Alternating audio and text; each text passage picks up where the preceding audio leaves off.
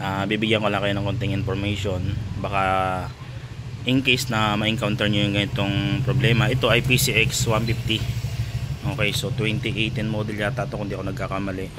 So ang issue nito, halos 3 ECU nata nasunog. So ito yung pangatlong ECU na kinabit. Ayan, kung makikita nyo may bukol dito, musok yan dito. Ayan. So tuwing kakabitan na lang siya ng ECU, nasusunog. Okay. So siyempre hindi lang basta ganun. Pag nagpalit ka ng ECU, meron kasi itong tinatawag na receiver. Okay, yung sa keyless ito. Kaya every time na magpapalit ka ng ECU, magre-reprogram ka or magre-renew ka ng ECM, kasi makikita nyo sa vlog yan, tunog ng tunog yan. Hindi yan i-start at hindi gagana yung mga parameter. Okay. So gamit yung tools dito para mag-unlock nito ay pinaka mabilis na paraan ay yung Easy Scan Pro natin. Ito ginamit ko dyan. Ayan, mas mabilis kasi sa mag-renew ng ECM na hindi mo kailangan ng reprogram or flashing. Basta makikita nyo sa vlog yan, panoorin nyo lang. So ginawa ko dito, gumamit ako ng multitester.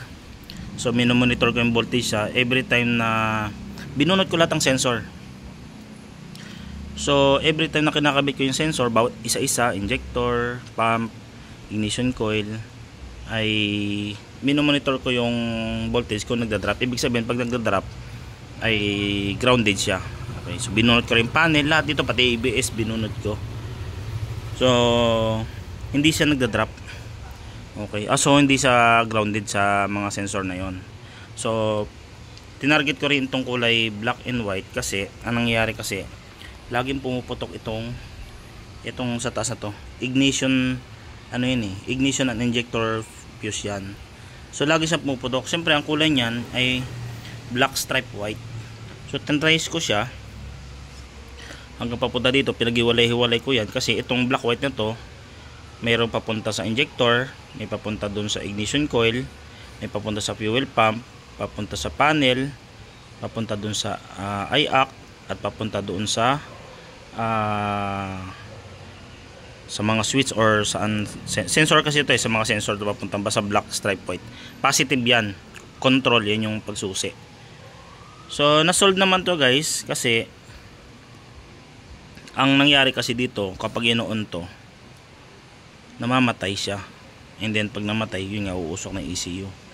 So na-trace namin to guys, binuksan namin yung magneto kasi yun na yung last option. Nung binunot ko yung CKP socket and then inon ko yung susian, hindi nag-drop yung voltage.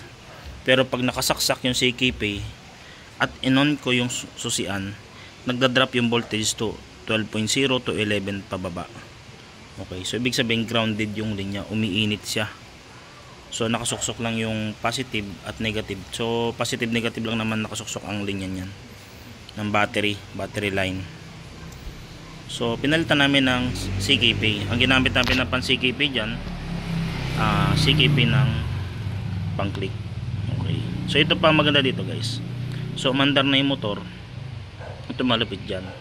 Ang dati ng ECU,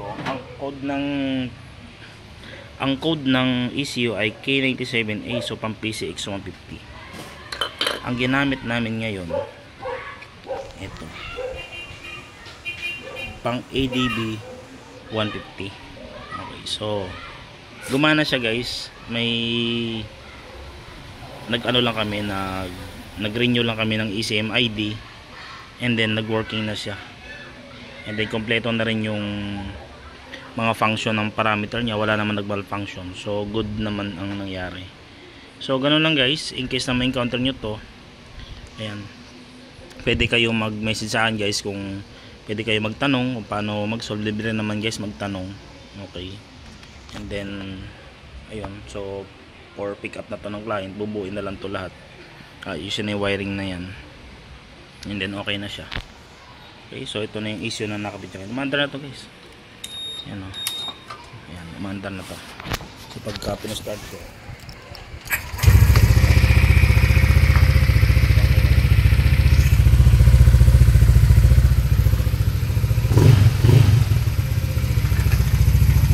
patay muna natin kasi wala tong radiator at walang fan, kaya hindi ko pinapatagal yung andar, baka mag-overheat. Okay, So ganun lang guys, baka ma-encounter nyo to. So mas maigi talaga na may mga pan-testing tayo, multi-tester, diagnostic tools, or CKP tester. Okay? So hindi ko na napakita guys kung paano ko ginawa kasi ang haba, ang tagal na ano. Wala kasi tagahawak ng video kaya nakapokus ako sa troubleshoot. So ganun lang guys. So magandang araw sa ating lahat.